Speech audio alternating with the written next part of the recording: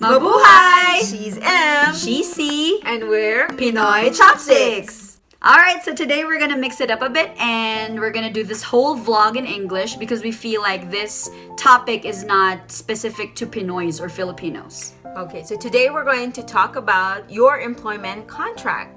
Contract must-haves and questions you can ask your employer before you sign the contract. So what we're gonna do is we're going to break down the contents of a standard teaching contract. So we're gonna do it part by part. So the first part of your contract should include your name, your passport number, and the company name. So make sure that the company name that is written in your contract is the same as the one in your residence permit or work permit. Yeah, you also have to remember to double check the name in your contract. It should be the same as the one stated in your passport. Exactly. Okay, so next is the period of agreement. In the first part, it should also clearly state the exact date that you started your contract and when you're going to end your contract. Another thing that you have to look for in your contract is the position you're applying for, whether it be a homeroom teacher or the position that you got. Yeah, the position that you got. So, for example, if you're an ESL teacher, if you're a homeroom kindergarten teacher, it should be in your contract. In some cases, when the school has a lot of branches, you have to ask the employer to specify which branch you need to work in. And if there's a need for you to travel from one branch to another, make sure it's clearly stated, because there are cases wherein the government conducts visits in different schools and they check whether you are working in the right branch, which is stated in your residence permit or your work permit. Exactly, because sometimes schools have a lot of branches and they assign you to work in a certain place, but your residence permit says this place, another place. So you can get in a lot of trouble for that. So let's move on to costs. Some contracts are very detailed, so it would clearly state who is going to pay for your work visa and residence permit, as well as your health insurance and medical check. So if it's not there in your contract, make sure you ask your employer. Now let's talk about salary and bonuses. So your contract should state the following. So A, how much you're gonna get paid and whether it's before or after taxes. B, on which day you're gonna get paid. C, if it's not in your contract, you can ask the employer how you're gonna get paid or when you're gonna get paid if the payday falls on a holiday or a weekend. D, other allowances like for housing or transportation. E, overtime pay.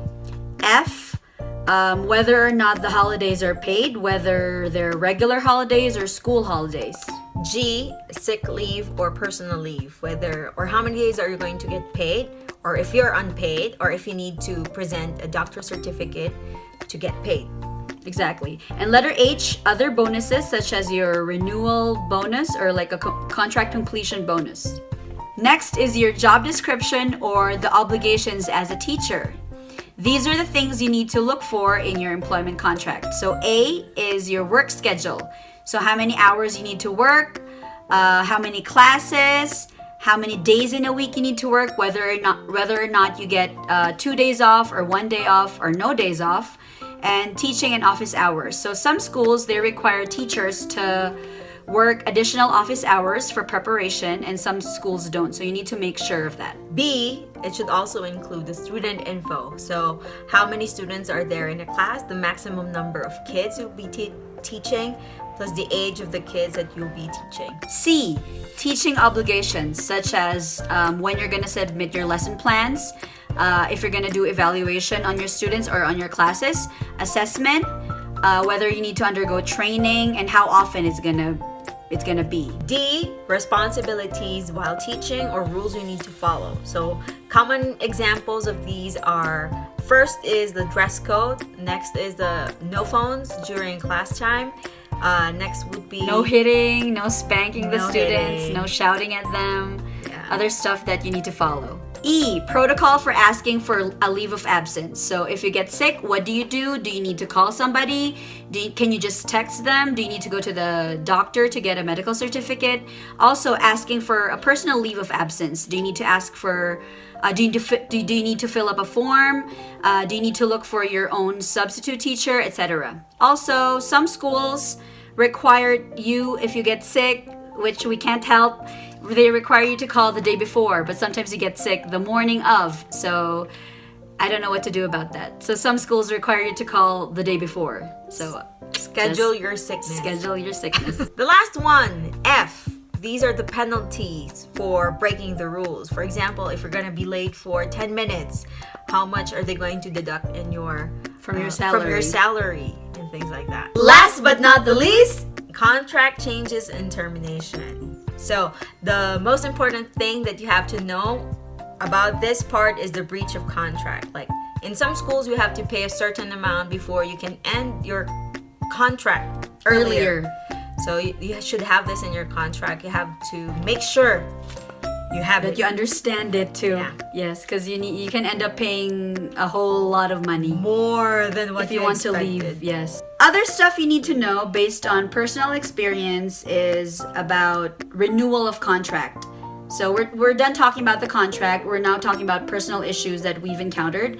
So if you're a foreign employee like us here in China, sometimes they ask you months in advance whether you're going to renew or not.